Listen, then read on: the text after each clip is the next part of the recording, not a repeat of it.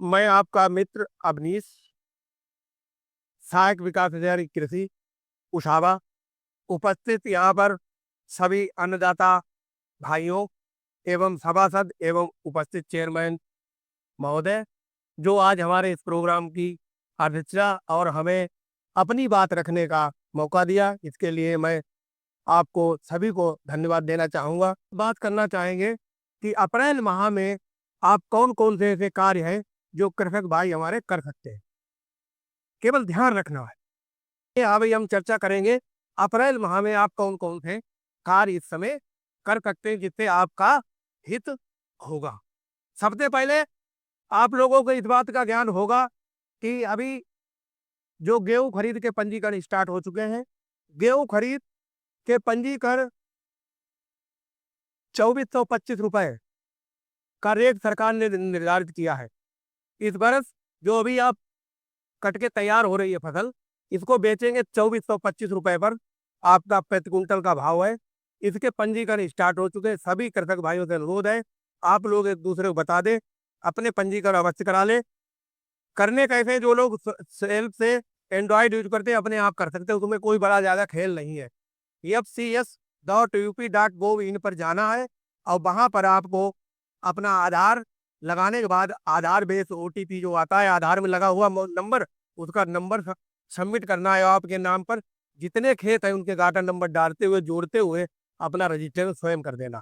फिर भी ना कर पाओ तो आप सीएसपी जनसेवा केंद्र के माध्यम से कॉमन सर्विस सेंटर सरकार के खुले हुए, आपके गांव आपके घर के बंदे लड़के बैठे हुए, वहां भी पंजीकरण आप करा सकते हैं। इस प्रक्रिया से आप अपना गेहूं सरकार को बेच सकते हैं। पहला पॉइंट था। दूसरा, गेहूं में ही अभी कटाई अधिकतम हो चुकी है। जिन किसान भाइयों ने हमारे गेहूं का बीज राजकीय बीज गोदामों, अच्छे फार्म से या पंतनगर या अच्छी यूनिवर्सिटी से लाए थे, उसमें वो विशेष ध्यान रखें, अगर कोई खरपतवार अभी भी है तो उसको थ्रेसिंग या मड़ाई करने से पहले खरपतवार निकाल ले, क्योंकि उस बीज को दोबारा बीज के लिए प्रयोग किया जा सके।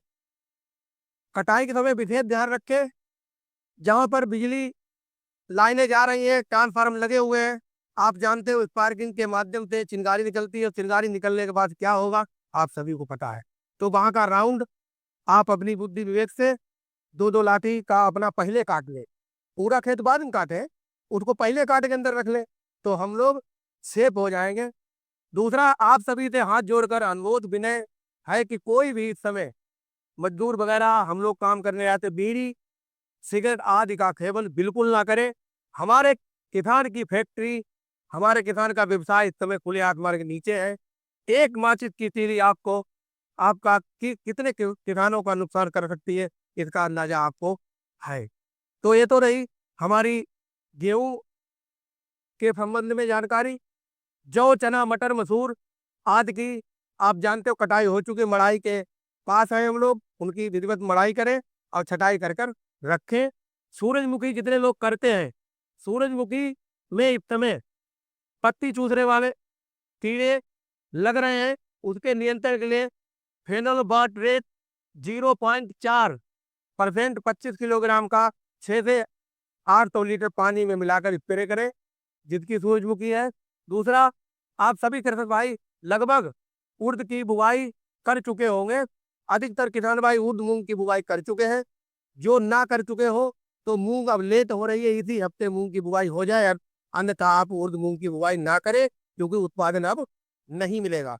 जो लोग उर्द मूंग की बुवाई कर चुके हैं तो उनकी फसलों पर पत्ती खाने वाले कीटों का प्रकोप हो रहा है, उसकी रोकथाम करें जैसे उपरोक्त बताया। उसी क्रम में लगभग इस क्षेत्र में गन्ने की बुआई हो चुकी होगी, जो लोग किसान हमारे भाई कर रहे हैं गन्ने की। तो गन्ने में आप जानते हो शरदकालीन अक्टूबर से नवंबर और बसंतकालीन फरवरी से मार्च, और देरी से बुआई अगर कोई करना चाहे इच्छुक हो तो 30 अप्रैल तक भी गन्ने की बुआई की जा सकती है। उसमें अगर बुआई इस समय कर रहे हैं तो गन्ने की फसल में आवश्यकता अनुसार सिंचाई करते रहे, और लेट बुआई अगर आप कर रहे हैं तो गन्ने की मूंग उर्द मूंगफली आदि की 2 लाइनों के बीच में आप सह फसली भी इसकी कर सकते हैं। इससे वायुमंडल से हमारे लुमिनेसी कुल की जो जो प्रजातियां हैं जैसे मूंगफली है, उड़द है, मूंग है, इनमें गांठें बनती हैं, तो वो वायुमंडल से नाइट्रोजन एकत्रित करके हमारी फसल को देती हैं। तो इस तरह की अगर पद्धति आप अपनाएंगे तो खाद आपकी नाइट्रोजन वगैरह कम पड़ेगी, खेत आपका उपजाऊ होगा और सही फसली में डबल लाभ होगा। जब तक गन्ना छोटा रहेगा तब तक एक छोटी वाली फसलें तैयार हो जाएगी। इसके बाद बरसीम वाला चारा आपको पता ही है, सब लोग विधिवत सिंचाई और उसको करते रहे। एक सब्जियों में हम लोग बात करते हैं, एक एक दो दो पॉइंट हैं जो इस समय इस महीने कर सकते हो। सब्जियों में जो लोग नर्सरी तैयार करना चाह रहे हैं या कर रहे हैं, नर्सरी तैयार करेंगे तो उसमें दिक्कत होगी, पाली हाउस में करें। पाली हाउस का मतलब होता है वहां पे टेम्परेचर कंट्रोल हो जाता है। जब नर्सरी हमारी तैयार हो जाए तब सीधे खेत में रुपाई करें, शाम के टाइम और पानी का शाम को ही पानी दे। बैंगन में बैंगन में विशेष ध्यान रखे, बैंगन में हमारे कुछ किसान भाई बहुत हार्ड पॉइजन जहर रसायन छिड़क देते हैं, जिससे हमारे आपके स्वास्थ्य पर हानिकारक प्रभाव पड़ता है, जान नहीं पाते या अज्ञानतावश। तो आप कि अगर बैंगन में तना छेदक कीट से बचाव करना है तो नीलगिरी का 4% घोल 10 दिन के अंतराल पर छिड़काव करते रहे। नीलगिरी आपके हमारे स्वास्थ्य के लिए हानिकारक नहीं है। भिंडी लोबिया में भी जो आपकी फसल खड़ी है, खेत में घूमे, खेत में बात करें, आपके मित्र कीट देखे, शत्रु कीट देखे, अगर आपकी फसल को नुकसान पहुंचा रहे हैं तो आप पत्ता काटने वाले या इस तरह के उनका नुकसान उनकी भरपाई करें और स्प्रे करें। लहसुन और प्याज आप जानते हैं कैसे खुदाई होती है। लहसुन, तंबाकू, प्याज इस समय सब चल ही रहा है। तो तंबाकू में मैं बताना चाहूंगा, तंबाकू यहाँ क्षेत्र में ज्यादा लोग करते हैं, आप सब हमसे अच्छा भी जानते हैं। लेकिन तंबाकू टेम्परेचर बहुत है, सुबह काटे, 2 घंटे तक टेम्परेचर में रखे और उसके बाद उसकी छटाई हो तुरंत एकत्रित कर ले, जितने पत्ते आपके वहां खराब ना हो पाए। लहसुन में आपको क्या करना है, खुद से आप खुदाई जब करते हैं साथ ही साथ बंडल बांधते रहते हैं और बंडल छोटे छोटे होके आप किसी खलियान जगह छायादार स्थान में उनको उलट पुलट कर सुखाते हैं। इन बातों का ध्यान रखें।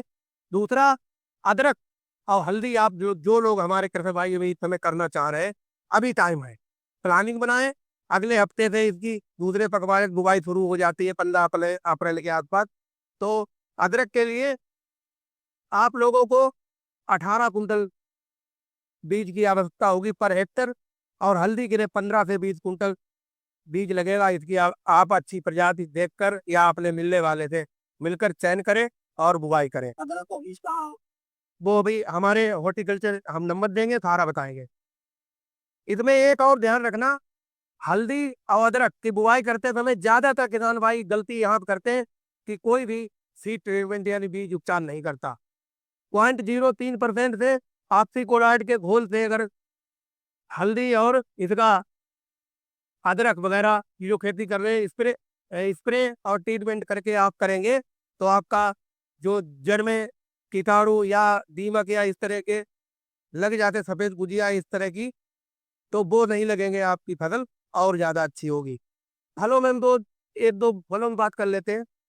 बाग अगर किसी के हो तो बाग में इस समय म- माल फार्मेशन चल रहा है, ग्रसित कुछ मंजिका, जो आप जानते होंगे फूल काफी एकत्रित एक जगह हो जाते हैं।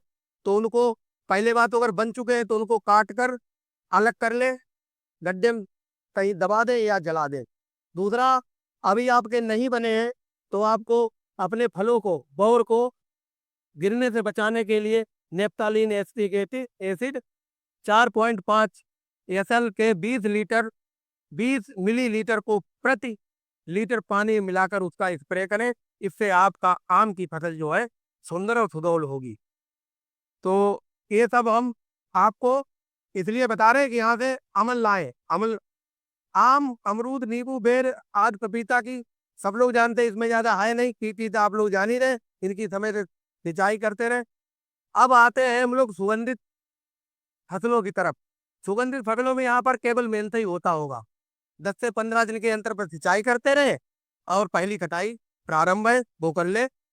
दूसरा, पशुधन प्रबंध में आप लोग सबसे जरूरी बात है इस समय गाय भैंस दोनों के लिए कि खुरपका मुंहपका का टीका जरूर लगवाएं।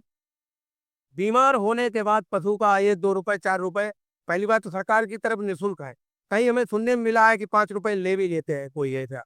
तो 5-10 रुपए कोई वैल्यू नहीं, लेकिन गवर्नमेंट की तरफ से निःशुल्क है, खुरपका मुहपका, उसका टीका लगवाएं। आप हमें जानकारी दें किसी गांव से, तो हम आपको डॉक्टर वहां पे भेज देंगे जो निःशुल्क आपका खुरपका मुहपका लगाएगा।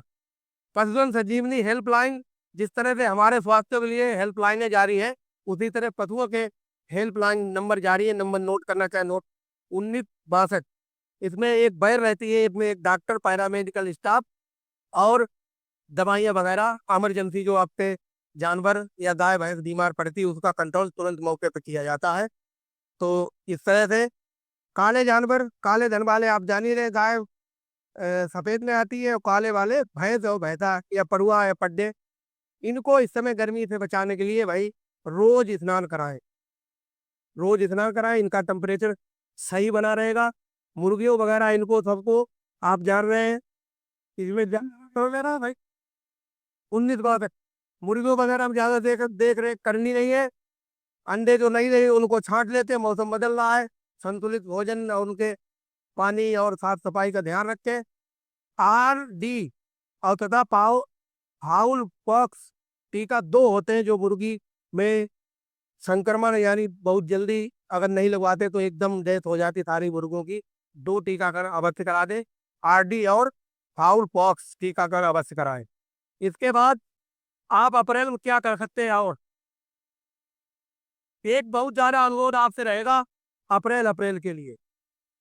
पहले भी मैंने बताया, सभी से आप इतने लोग जान जाएंगे। आपने देखा होगा कृषि अपशिष्ट जलाना दंडनीय अपराध, यानी कि पराली कोई ना जलाए, आपने अखबार में भी देखा हो।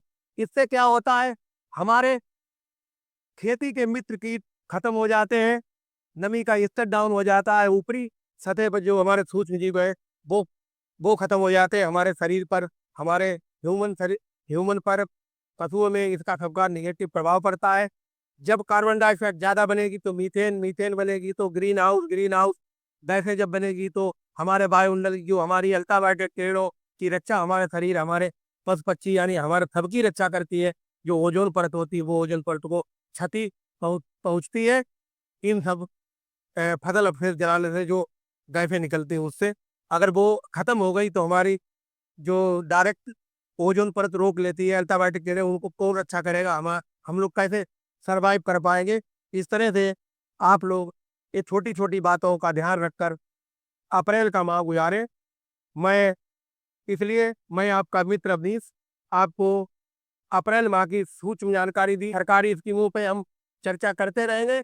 एक मेरा यूट्यूब चैनल भी हम चलाते हैं आपका मित्र अवनीश के नाम से, उस पे हम लोग मुर्गी जैसे कोई पाल रहा है तो कितना अनुदान है, बकरी पर 90% अनुदान है, कैसे आवेदन करेंगे, कैसे आपको लाभ मिलेगा, कैसे आपको सम्मान निधि कहाँ पे अटक गई क्या मिलेगा, उस पे भी ऐसे वीडियो सारे हमारे चैनल भी आप लोग जुड़ सकते हैं, उसमें भी जानकारियां मिलेंगी।